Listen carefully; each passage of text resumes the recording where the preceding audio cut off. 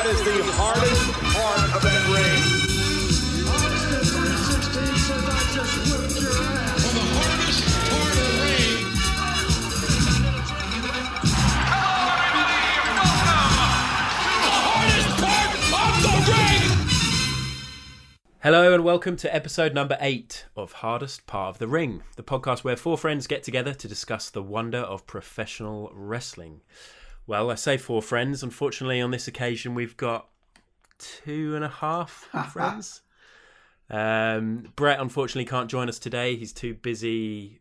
Wellness policy violation, mate. Yeah.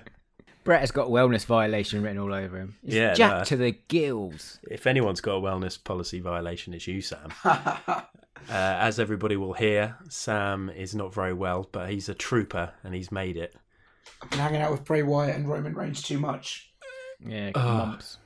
It actually sounds really bad. It sounds like you're going to burst into tears. I might. Oh, it's okay, mate. Well, just to introduce us, I'm Adam. That was Sam. Hello. Hello. And John is here as well. Hello. Hello. So, before we get into our top 5 guilty pleasure wrestlers that we're going to talk about shortly, I thought we should have a quick chat about what we've been up to and the latest news. So, on Friday, for the first time ever, all 4 of us went to a wrestling show in Brighton. We went to Riptide Wrestling. It was my first Riptide event. John and Sam, you've been to 2, and I think it was Brett's 3rd, wasn't it? Yeah, Brett's been there. Brett's a long time vet. Yeah. I think it's their 4th total show. So it's pretty exciting to sort of be there at the beginning. Just to run through quickly, I mean, I had a really, really great night. First match was Dahlia Black versus Candy Floss in a... What was the stipulation? They just had a load of sweets. It's a sweets and candy match. Sweets and candy match, yeah. Brilliant little reference to Cactus Jack in that match with the pouring of the sweets on the canvas. Yeah. And you're going to cry about that? This is going to be a long pod. We then had Sam's favourite, Spike Trivet, up against Damon Moser. Yes. Spike Trivet is so good. He's amazing. He is good, isn't he? He's good on the mic. I still haven't found the confidence to wear my Spike Trivet t-shirt out yet, but... No, my wife Lana bought a t-shirt at the event and she got a Candy Floss one and she really wanted a Spike Trivet one, but I was like, wearing that around is so risky. Yeah, for those that don't know, Spike Trivet's t-shirt says, was it King of Strong and Stable Stable? Yeah, because he's basically a massive Tory. That's his gimmick if you don't know him. Gets so much heat. Much heat. Huge amount of heat, especially in Brighton, as you'd imagine. So yeah, but yeah, he was great. He's featured in all of their shows so far, I believe. He's going to be ever present. Then we had what was supposed to be an Aussie Open challenge, and it was, but we got a few different teams come out. So we had OJ. I'm afraid I'm not sure if I'm saying this guy's name right, but OJMO, Michael Oku, and Big T Justice. They came out as a team. Then we had Session Moth Martina. She came out. Didn't have a teammate. Eventually selected the ref to go with her. Who turned out to be Shay Purser, who has been a ref and is also wrestling on the indie scene a little bit at the moment. And then Damien Dunn, the Fun Police, came out. Damien Dunn with his tag partner Los Federales Santos Jr. It's a great I've never name. heard of these guys before. No, have you heard of Damien Dunn? No. He's featured on Progress a few times, and his sort of Fun Police gimmick is something that he's been doing over the last few months. They were good though. I liked them. Yeah, I thought. I mean, it's a shame Brett's not here to wax lyrical about Aussie Open, but I think they're great. They've got a really big future. They were great in the other show we went to as well. Yeah, they were. They've got a little bit of the Enzo Amore, Colin Cassidy's about them, I think. Yeah, that's true actually. And the big guy, small guy thing. They've got quite a lot of interesting and different moves in their repertoire. I think, like Carl Fletcher gets amazing air when he gets chucked about, or when he's jumping off the turnbuckle, and Mark Davis is seriously powerful. He did that one arm Powerbomb. yeah. And I've seen a few videos of him doing his pull-up pile driver. I was seeing him on Progress, the most recent Progress show, and he does this pull-up pile driver, which looks amazing. What's a pull-up power driver? How does that work? Basically, the guy's lying on his back, and Davis has got his legs, and then he sort of lifts up both legs, and so basically lifts the guy off the air, and then flips him around into a pile driver position. Wow. And pile drives him. Yeah. Wow. It looks really good. I know you get it a lot on indie shows, but I still find pile drivers really hard to watch. Yeah. Yeah. I mean, most of the time they tend to obviously tuck their heads under, don't they? Or So risky though. So risky. Yeah, so risky. How do you kick out of a pile driver? Oh, who knows? good question. If you got taken down with a proper one, then I don't think there'd be much kicking. I don't think you'd be able to feel your legs, to be honest. I mean, it should be the finisher. Like you can't kick out of it. It bugs me. It's too dangerous. It bugs me. Well, it looks cool, and that's all that matters. After that, we had Chris Brooks, one half of CCK, of course. Kid Lycos has still got his broken arm, broken wrist, whatever's going on there. So Chris Brooks had a singles match against Chuck Mambo. Lots of beach balls and lots of fun as normal. We then had Amari, who's someone who's I hadn't really heard of, pretty new to the scene, I believe, up against Eddie Dennis. Eddie Dennis was the last-minute replacement for Millie McKenzie. Millie McKenzie, who's I think she's 17. She appeared on that Progress women's event that they had to find the number one contender. And I've heard a lot about her on other podcasts and things, but I haven't seen her yet, so I'm quite excited. Apparently she is really, she's got loads of potential, so... Yeah, 17 is very young. Yeah, crazy. But Eddie Dennis... thought Amari was from Progress as well. Has he not been in Progress? Well, he made his debut at their last show. He actually teamed up with Aussie Open in that. He really needs to sort his ring gear out. You can't be wearing those boxers. Yeah, they're like baggy old cheap boxers, aren't they? Like, it's the end of the week. You forgot to do some washing. Those are the ones you've had since you're 17. Early days. It's early days. Yeah. The kind of boxes you put on, you're like, yeah, these are all right. And then within seconds, all the elastics loosened up. You're like, oh, God, this is awful. Apart from that, he looks pretty good, I think. Then we had Cara Noir, who has one of the best entrances I've seen in a long time. Amazing entrance. The Swan Lake music and all his get-up and his face paint and his mirror mask and all that stuff going on. He was up against Jack Sexsmith. Obviously a big fan of Favourite, particularly down in Brighton. And then at the end of that match, they actually set up or continued an ongoing storyline with Spike Trivet coming in and attacking Sexsmith.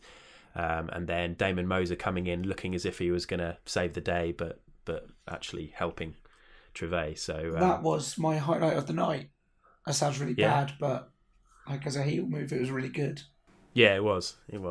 And then the main event, which I think most of us were very excited about because it had Matt Riddle, who's definitely a pod favourite, against Jimmy Havoc and Keith Lee in a tables match. With the stipulation being that it's the first to 2 falls. And this had a great start, didn't it? Really, really funny start, I thought. Yeah, one of my favourite moments of wrestling this year, actually. Yeah, definitely. So Jimmy Havoc comes out in all his gear and then sort of immediately grabs a table from the stage, puts it down by the ring, climbs up onto the turnbuckle. Can't remember what he said. He said something like, oh, fuck it. And then just jumps through the table himself. So obviously didn't realise what the rules were, and the referee then got the microphone and explained that it's the first to put an opponent through a table twice. So it was so funny. What did you guys think of the match? It was a fun match. I thought it was quite quick, but quite short, but it was fun. Yeah. Keith Lee's double chop. Oh yes, so brutal. Keith Lee is a scary man. Oh, he is. We did bask in his glory, though. It's impossible really not good. to. Quite a lot of this match sort of happened on the side of the ring, and we were sat down, and some of it was a bit hard to see from where we were. But I'm definitely looking forward to checking that out on demand at some point. But all in all, I really enjoyed it. Great vibe there. Jason Santiago, the Mullet Man, was good and different. I shook his hand. Did you? Yep, it's great. I high-fived him. Oh, I can't go one better than that. I think the one after that is blowing him, isn't it? Yeah. Only place you've got to go from there. Okay, well that is actually what I did. I just didn't want to reveal it. Didn't want to make you jealous. And they had the merch village with everyone there selling their merch. That was all nice, and drank some nice local beer, and yeah, it was a good vibe and nice to finally get to go to a show with everybody from the podcast. So yeah, wait till the end of the podcast and we'll give you some Riptide related news, which is quite exciting. In other news, I mean, obviously, probably the biggest story of the week is the announcement of Kenny Omega versus Chris Jericho, Wrestle Kingdom 12, January the 4th. What are you thinking? I know you two are probably unbelievable popping for Very this. excited. I didn't see it. I don't think I checked the internet. So I think I only heard about it through you guys on WhatsApp, and I thought it was just a joke. Yeah. Well, yeah, because they've had this sort of Twitter Yeah, but I thought that was spat to do going with on. Jericho's cruise. Yeah, Well, me I think too. that's what everyone thought. Yeah. That is what looked most likely, because it just didn't seem plausible that Jericho would appear in New Japan, really. No, because he must still be under contract, isn't he? Well, apparently not. Apparently not. This will be his first match outside of the WWE since 1999. Wow. There'll be a lot of people watching that match who weren't even born then. Scary. Yeah. It's going to be a great match, though. Mm. Especially at the Tokyo Dome. Oh, it's going to be so good. It's just the perfect way to get rid of those sort of New Year's blues, isn't it? Wrestle Kingdom's going to be 4th immense. of January. Yeah, I haven't watched a huge amount of New Japan in the past, and I'm slowly realising what mistake that is the more I watch. So I'll definitely watch that. Like, not just that match, but hopefully most of the. It's going to also have a Naito Okada, isn't it? Yeah, it's going to be the main, I guess. Yeah. They also have like a really fun rumble at the beginning usually, with loads of really old wrestlers coming up.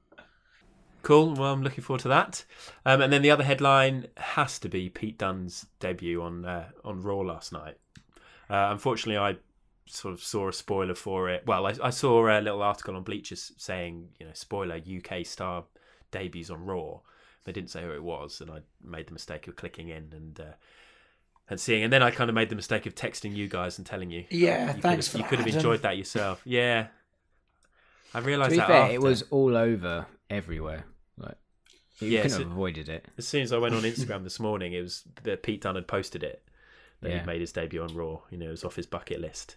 Another big tick for his 2017. He has had an amazing year. Mm. I haven't watched Raw yet, but I've watched the sort of clip of Pete Dunne coming out. I think it was I don't know, I was expecting like a really crazy pop.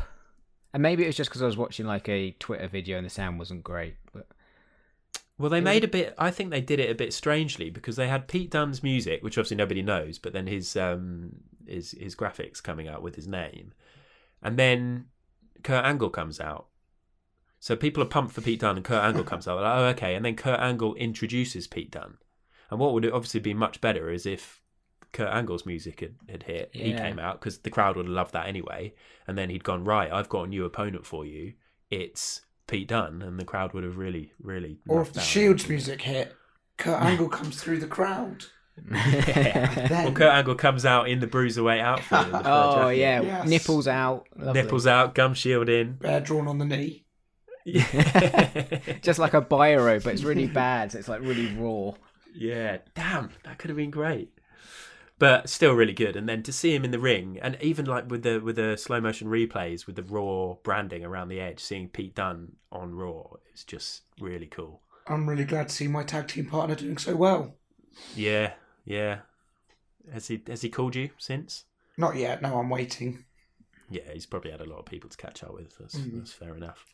And obviously the UK guys are going to be on 205 Live tonight. I saw a lot of people online sort of freaking out and worrying that it means that the UK guys are joining 205 Live. But I think it's just an opportunity to showcase some more of those guys and potentially set up something for Survivor Series, which could be cool. Adam, where do you think Jack Gallagher's loyalties lie?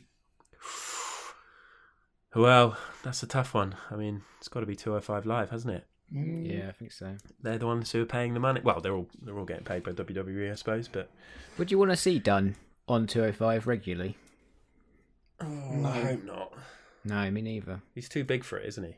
Yeah, he is. Like, literally or physically? Like, No, well, they still say he's exactly 205 pounds. oh, right, okay. That's what they said last night. I mean, who knows about that? I'm sure he fluctuates, but Harsh. obviously, interestingly, they on the poster promoting the UK guys going on 205 Live, there's no sign of Trent Seven or Wolfgang, so those guys won't be making an appearance because they're definitely above. Oh, so who did they 205. use for the 205 Live? They had Joseph Connors, Mark Andrews, Pete Dunne, obviously. Joseph Connors, the guy missing a bit of his ear. Yeah, Tyler Bate, Jordan Devlin, and another guy I didn't really recognise. But yeah, I'll watch weird that. Seeing the UK guys and not see Trent. Yeah, it will. It really will. I mean, we could talk all about Trent and Stash Mountain and Progress and stuff after watching Progress today, but I won't. We're going to try and keep this one relatively short so Sam can get back into his sick bed. But yeah, I think I'll be watching 205 Live for the first time in about 6 months tomorrow. Cool. Someone's got to do it. Someone has. I'll report back to you guys. Anything amazing that happens, I'll spoil it for you on WhatsApp, so you don't have to watch it. Doing the good job, Adam. Doing the good job. Good. Thank you very much. Right then, let's get on to our top 5 guilty pleasure wrestlers. Oh! Back first to the apron! Here we are then, our second ever top 5. Now, some of you at home will probably be thinking that I was lying at the start of the podcast when I said that Brett was busy with work, and perhaps you've actually kicked him off the podcast because he made us put Enzo Amore in our top 5 best ring attire. But that is not the case. He actually can't make it. We do have his selections though, and we'll go through those once we've done ours. We're going to do 3 each again.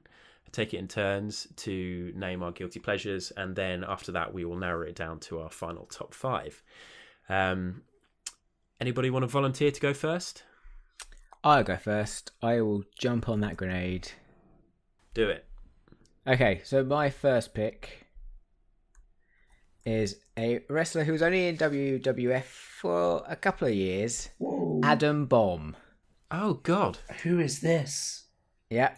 He was in WF 93-95. What a look. Yeah, strong look. So, as a sort of young wrestling fan in the early 90s, it wasn't easy for me to watch wrestling because it wasn't on like ordinary TV. But me and all my friends at school used to collect the sticker albums and sort of trade stickers. And that's where I came across Adam Bomb. I was super excited about him.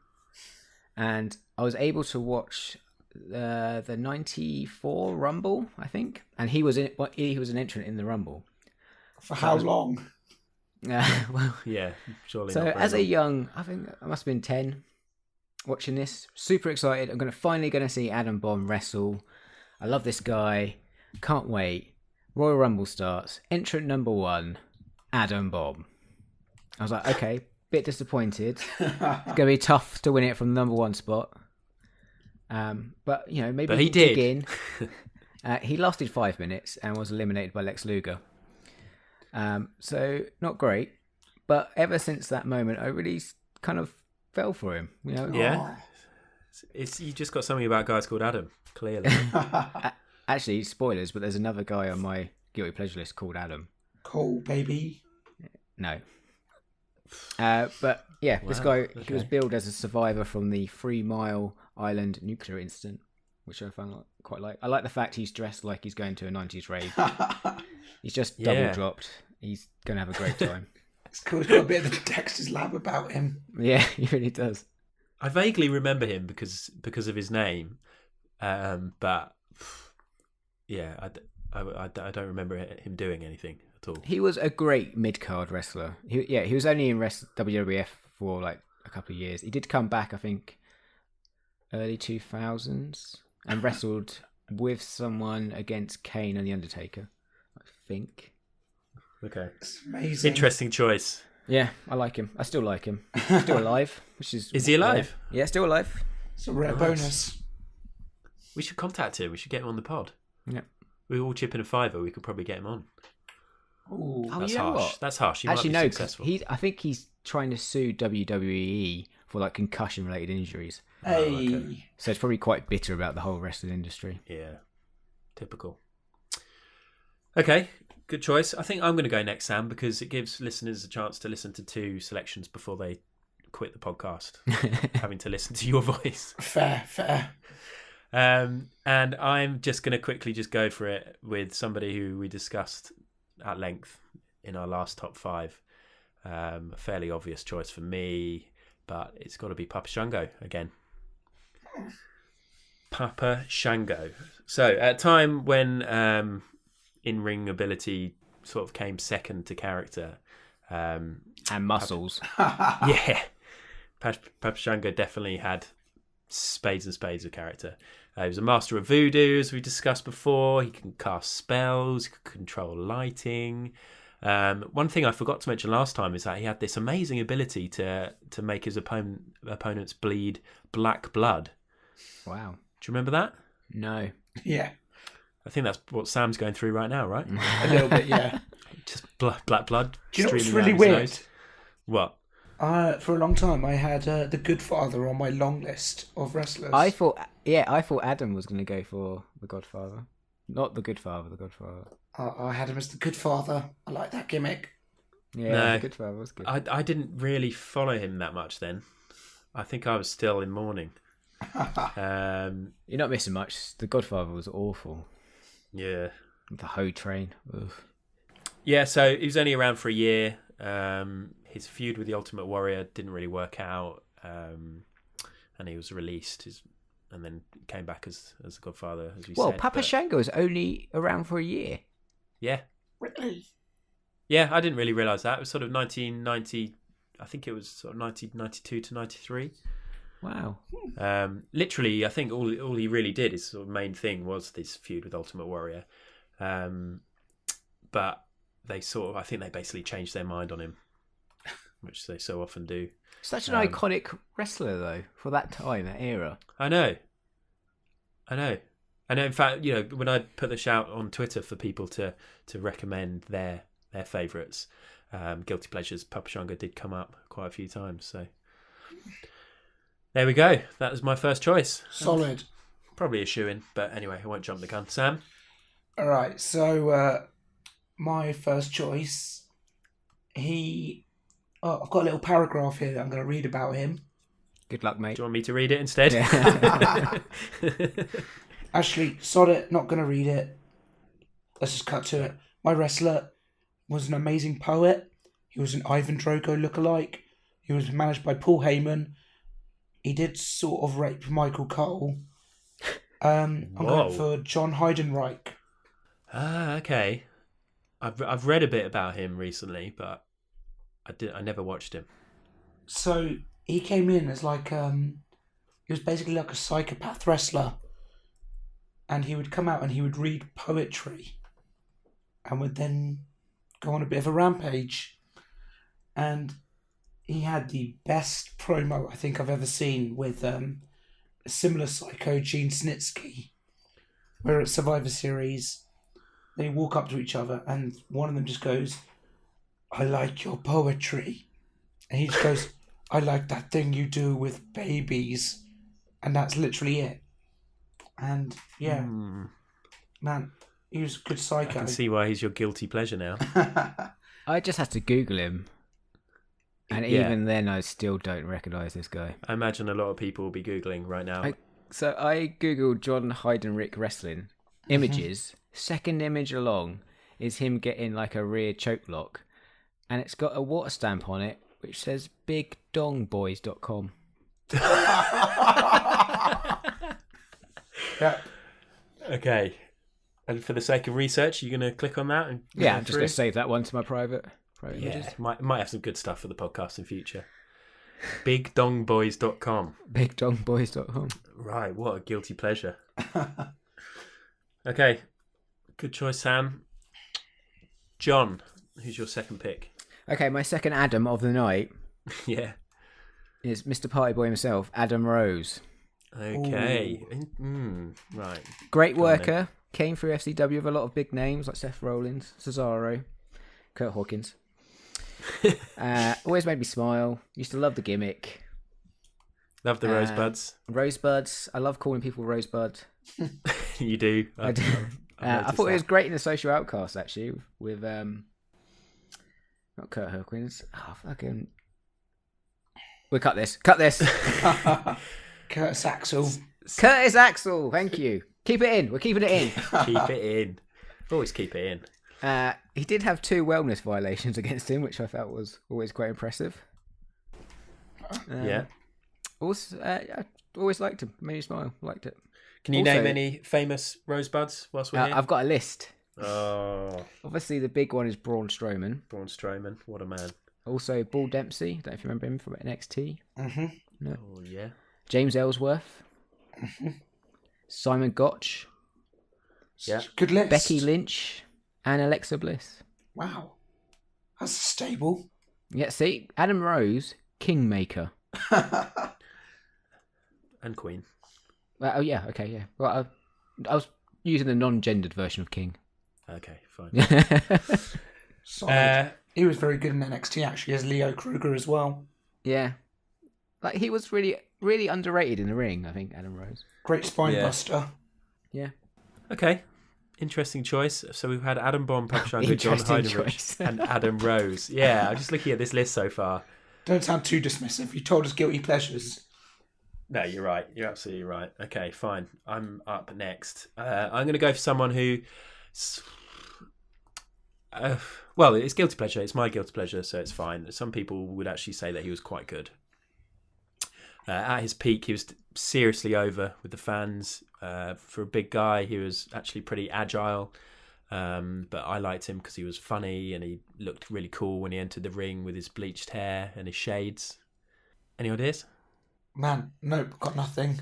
Rikishi. Oh, This a actually podcast relates point. to someone I was thinking about for this list as well.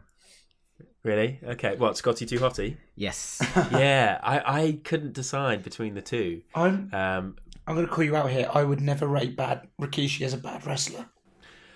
Well, I just think, this is the tough one because I picked him and then I did some research on him and I was like, oh, well, maybe he wasn't really that bad. But I mean, he was mostly a mid-carder, wasn't he? He did have some big matches with. Well, I mean, obviously there were loads of big stars there. I mean, so he had you got to big matches remember, with The Rock. he did run over Stone Cold Steve Austin, Yeah. a major part of his career. Have I made a big mistake here? No. Well, he's also. I mean, all 3 of my choices are actually Hall of Famers. You have such impeccable taste. Where are your Heidenreichs, Jadam? No, I haven't gone niche enough. But yeah, obviously, main memories of him are dancing with Too Cool, and obviously all the numerous stink faces that he did to men and women. A lot of women suffered. An equal opportunity stink I facer. used to hate watching that 'cause it just looks so gross. Like, Yeah, it obviously doesn't hurt that much, but still, you've got a massive man's arse in your face. Yeah. yeah, it's not going to be good. No, it's not. Funnily enough, that's one of the reasons why he was let go. Apparently, was that he just wouldn't. His ass just kept on getting bigger and bigger. And in 2004, he was basically too fat, and WWE asked him to lose weight, and he didn't. So they let him go. Maybe a controversial choice. At the time, I didn't think he was all that, but I thought he was funny. But he's still my second choice, Rikishi. So there we go. Sam? All right, so my second choice. I'm so embarrassed about this because I really don't like this guy now. Okay. But as a kid, I loved him. And I thought he was the coolest person ever. He has his own type of heat associated with him. Oh, I thought this guy would make this. He's also a bit of a porn star / junkie. I'm going for X-Pac. Good choice, this, I think, actually. Now, Yeah. I need to preface this with, I am very much not a fan of his now. Like, I think he's become, or maybe he always was, a bit of a groupie in a really bad way.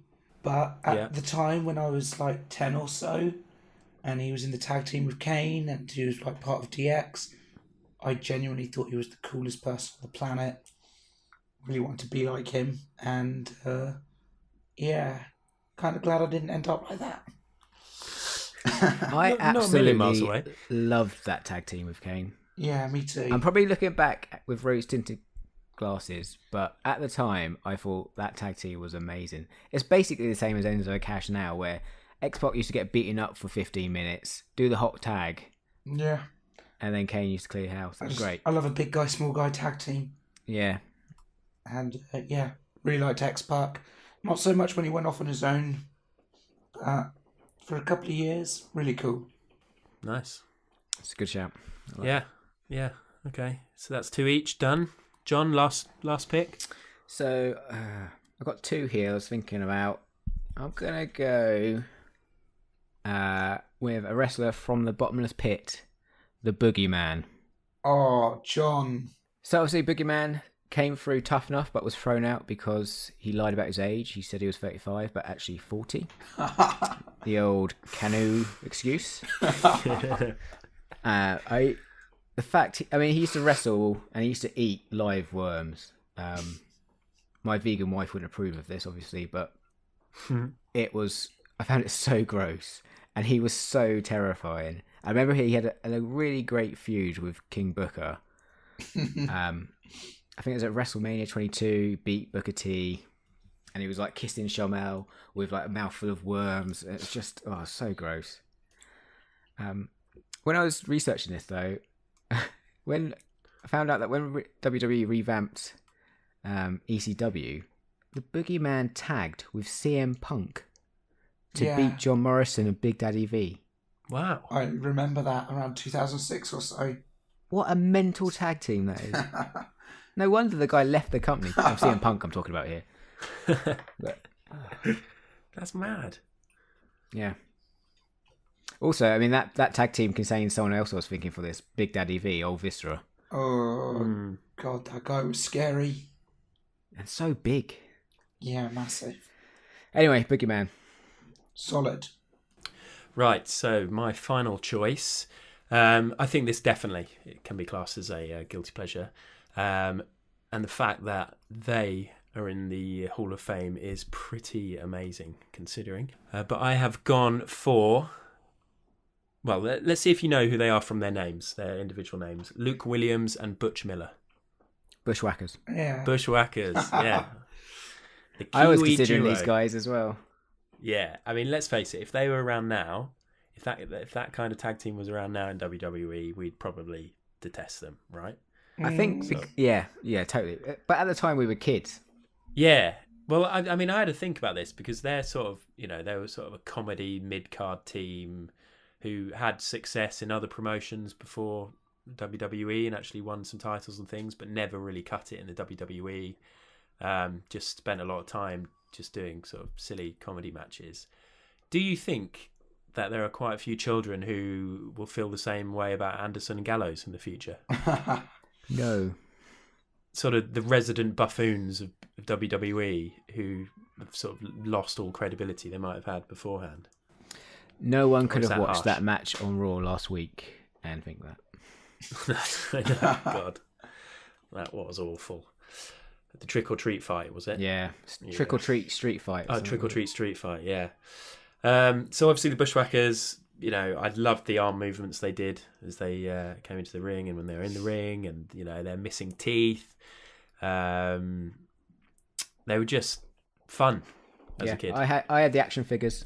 The Bushwhacker Yes. action figures. That time at the Royal Rumble with the march in, chucked out and just march away. So Yeah. fun. Yeah. They were great comedy acts. I can't believe they're in the Hall of Fame though. That's ridiculous. Yeah, they went into the Hall of Fame the same year as Rikishi, 2015. I think it was Macho Man, Rikishi, and Bushwhackers. It was a quiet year. Yeah. Interesting fact I found out today about the Bushwhackers. In 1986, when they were known as the Sheep Herders, they appeared in a match at the Jim Crockett Memorial Tag Team Cup that was awarded 5 stars by Dave Meltzer. No way. I'm gonna have to look this up. That's a great I need to watch this match. I know. I know. God, I don't know who they were against, but I need to find that as well. Probably Okada if it had 5 stars. Yeah. Yeah. What, the embryo of Okada? Yes. He'd still be able to hack it, I'm sure. So yeah, Bushwhackers. Solid. Good choice. Sam, final choice. All right, so my final choice is, I don't know if I love this guy, so to speak, but I'm warming to him. Okay. I didn't like him when he was part of the Vaudevillains. Yes, good choice. Yeah, and this it's is- nice to have someone who's actually wrestling now. Yeah, I'm really coming around to Aiden English. I think he's got a lot of stuff going for him. I think he could be a really good heel. The stuff Yeah. he's doing with Rusev at the moment is great. Yeah, It's Rusev Rusev, Day is so good. I think yeah, it's amazing. he's a very talented wrestler. I think he could go quite far. I hope he doesn't kind of job forever because I think he has the ability to be a really top heel. So, yeah. Like his look, like his gimmick. I hope he does well. Solid choice. Be interesting to see what they do with him, because he isn't really doing much wrestling at the moment, is he? He's not, and I don't know if he's ever going to get the opportunity to do so in WWE, but I think they're missing a trick if they don't. Once you get labelled as something in WWE, kind of that's it, really, isn't it? Yeah. But yeah, I think he's very talented, and I saw him once on the indie scene do a burning hammer, which always a positive. Did the guy kick out with the burning hammer? No, of course not. Oh, okay. That's fine, is it? Pile driver, kick out. Burning hammer, no. No one kicks out with a burning hammer. So there are our top 9. We should probably just mention the ones that Brett was going to say. Now, see Adam. if any of them would fit in. What? Did Brett try and sneak in another Enzo Amore? Well, of course he bloody did. Fucking Brett. This is why you're on a wellness violation policy. I know, Brett. You're Suspension. ruining any credibility this podcast had by consistently bringing up Enzo. So Brett's choices were Coco Beware, Great Solid. choice. good, happy choice. Enzo Amore, I actually think I know what his third choice is. yeah. Is it Baron Corbin? He doesn't feel guilty about that. He wears that on his sleeve. And now his third choice was Mojo Rawley. Oh, God, I hate Mojo. I like Mojo. And then he also had a couple of backups in case we picked any of those, which was really never in doubt. But he had Virgil. Okay. And then, could say controversially, Hulk Hogan. Niche. That...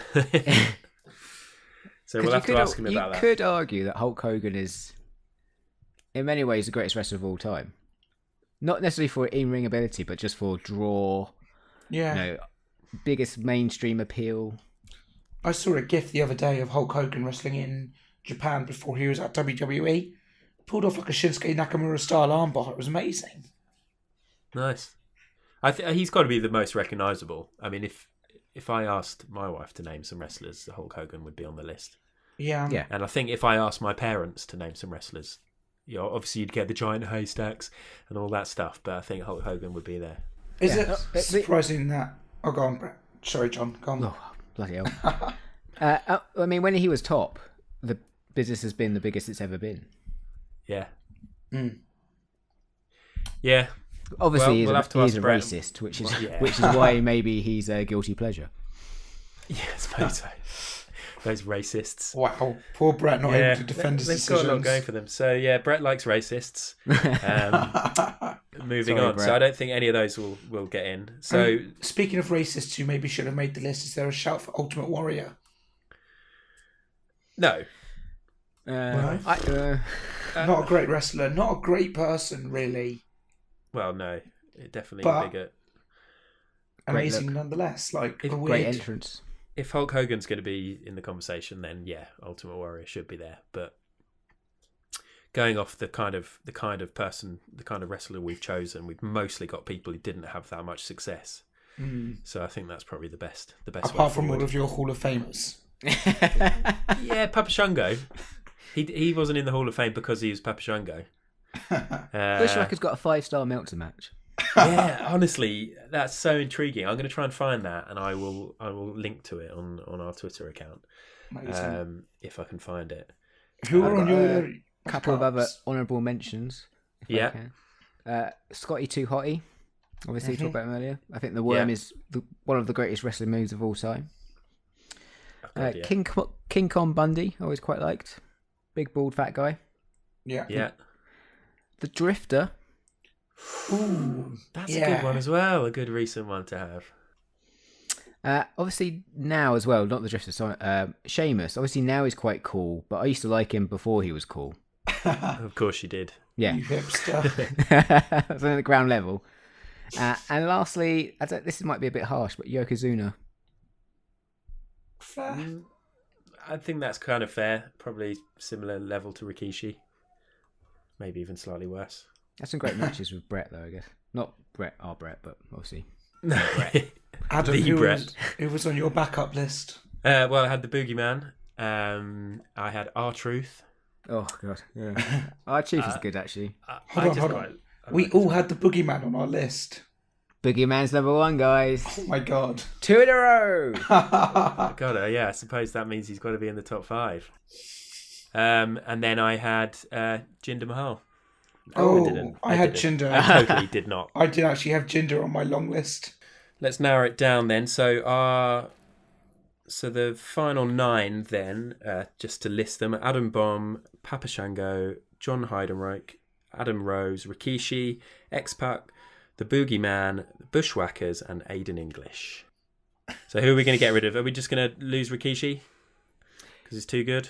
Yeah, I think outright think we need to get rid of Rikishi, Heidenreich, and possibly Adam Bomb, just because I don't know anything about Adam Bomb. No, I mean... Okay, well, this makes it quite easy, because then it's wrong, narrowed down to fine. 6. That's fine, yeah. This is going to be the quickest top 5 ever then, which is fine. I mean, do we disagree with this? Same with Heidenreich, like you guys just don't know him. Yeah, I'm fine with that. Well, we think the Boogeyman's definitely in, because all 3 of us have selected him. I think X-Pac is definitely in. X-Pac's definitely in. Bushwhackers definitely in. Yeah. Yeah.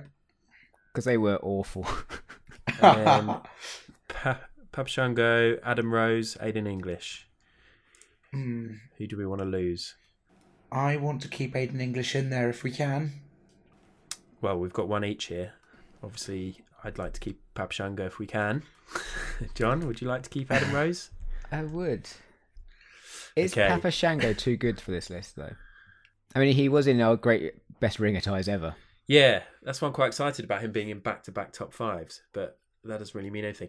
What we should do is call Brett in, just disturb him from his work and just get him to choose. But we're not going to do that because we don't have the technology, really. And he's not online.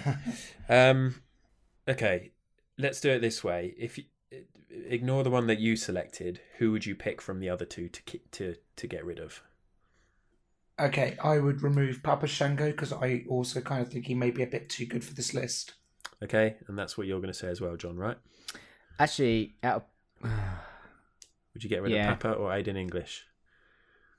No, I mean, Papa Shango is too good for this list. Devastated. So is that it? That's easy. That's the top 5. Adam Rose, X-Pac, Boogeyman, Bushwhackers, Aiden English. We're not ordering them. Yeah, we should, but that's the 5, is it? Yeah.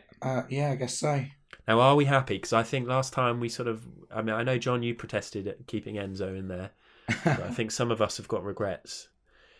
So, this is definitely the right decision, is it? I'm just writing them down so I can remember them. Rose, X-Pac, Boogeyman, Bushwhackers, Aiden English. I mean... I actually think it's a really solid list. Yeah, I'd say Adam Rose and Aiden English are the 2 that I'm not that sure about, but I'm happy to have in. So yeah, let's do it. So, number 5, Adam Rose or Aiden English? Aiden English, I reckon, because I think he's still got potential to be very good at some point in the future. Yeah. Also, does anyone else find it really hard when they say Adam Rose not to go Adam Cole Baby? Yeah, me too. Massively. I don't, because I've lived my whole life being called Adam. So you have no idea how hard it is to talk to you. Yeah, constant burden. Baby. You can call me Baby. It's fine. Adam Rose at number 4. Yeah, that's fine. Okay.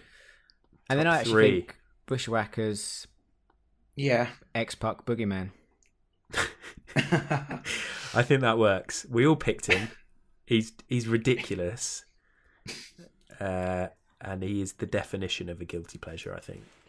2 pods in a row, baby. You got number one for both top fives. That's ridiculous. I think It's we should funny make how it clear John as well suggested that. to the listeners that no pleasure is guilty. Okay, if you enjoy something, then you embrace that and you enjoy it. It doesn't matter what it is. If it's illegal, if it's immoral, it's a pleasure to you. Okay, it's not guilty. Anyway, Whoa, hold on. I want to completely distance myself from that. I don't really know where that came from. That's big coming from Sam as well. Jesus. Yeah, God, you're right. There we go then. Let's run down the final top 5 guilty pleasure wrestlers, the hardest part of the ring list. Number 5, Aiden English. Number 4, Adam Rose. Number 3, the Bushwhackers. Number 2, X-Pac. And number 1, Boogeyman.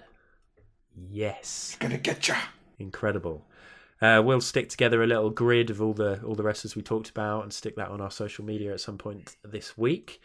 I should mention some listener submissions. Heel Nick Payne, of course, friend of the podcast. Heel Nick Payne got in touch. He said Coco Beware. He said Roman Reigns.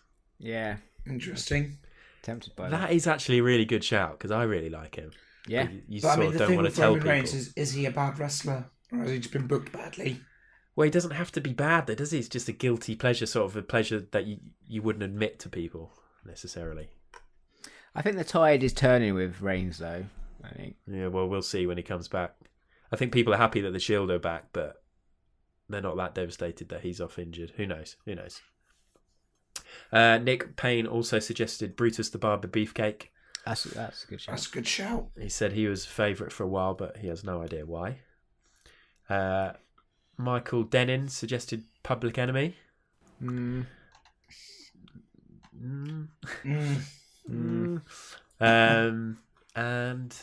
that was it. Do you know who I missed out? Who? Buff Bagwell.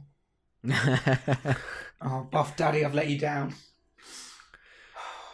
Okay, that's it for our top 5 guilty pleasure wrestlers. Yay! Oh, face first into the apron of the ring. There's very little padding there. A dangerous area. It's not wrestler friendly, I can tell you. So, next podcast, as I said at the start of the podcast, we alluded to the fact that we were going to have some exciting news regarding Riptide Wrestling. It's probably, in some ways, it's probably a bad idea to mention this, just in case it falls through and doesn't happen. But I'm going to mention it anyway. Really happy to say that we have got an interview, our first ever Hardest Part of the Ring interview lined up with Josh Bevan from Riptide Wrestling. Josh is the main man at Riptide. I think he's one-time MC, promoter, organizer, just does everything there. So I'm going to be meeting up with him over the next few days. Obviously going to be asking him about how Riptide came about future plans. Probably ask him about his favourite wrestlers as a kid and all the classic questions. If you've got any questions for Josh, then please do get in touch with us. I know a lot of people who do listen to the podcast have gone to Riptide shows. But if you're from further afield and just have any questions for an indie promotion, wrestling promoter, then please do let us know. After that, I imagine it will be the Survivor Series podcast, and I'm quite looking forward to that now. I really want it to be our top 5 guilty pleasures versus our top 5 West Well Dressed. Oh my God, that'd be incredible. Now I know why you didn't want Papa Shango on both lists. Exactly. And then in the pipeline, there's also going to be something which I've mentioned to you guys, but I've started putting it together and it's going to be good. The bumper, massive, exciting end of year Hardest Part of the Ring quiz. This has got me worried, this quiz. Adam, one question. Yes. What? Who is editing the bumper, long, super massive end of year quiz? Whoever loses. Oh, Brett, you are so screwed, mate. No, I say bumper. I just mean it's just going to be chock-a-block full of incredible content. But it'll probably only be 20 minutes. But yeah, got big plans for that. Hoping to format it so the listeners can get involved and answer the questions as we go as well. And then maybe have a separate follow-up episode with the answers. Who knows? That might not work. We will see. But for now, that is it. So, Sam, Are you healthy enough to do the I social can media do. stuff? I can do. Whoa, the whoa, social whoa, whoa, stuff. whoa. Hey, mate, you're obviously sick. I will jump on this grenade. John, Stand you've jumped back. on enough grenades today. You can contact us at hardestpartofthering@gmail.com. Son of a bitch. And you can Whoa. find us on Instagram, Facebook, and Twitter at hardestpartpod. Wow. Back off, John. Scooping my heat there, mate. John, would you like to say it clearly? No. Everybody it. knows. Thank you for listening again to the podcast. Apologies that it's been slightly ramshackle with half a Sam and no Brett. Some people might prefer it. If you do prefer the podcast without Brett, then please do let us know. We will totally ditch him. Can we just put up the one good thing about the voice here? What? What a rush. Any good? Pretty good. Okay, cool. Perfect way to end. Please do share the podcast, subscribe to the podcast, rate the podcast. For now, it's goodbye from me, goodbye from Sam, Goodbye. and goodbye from John. Goodbye. That was the hardest part of the ring. Lemsip. That is the hardest part of that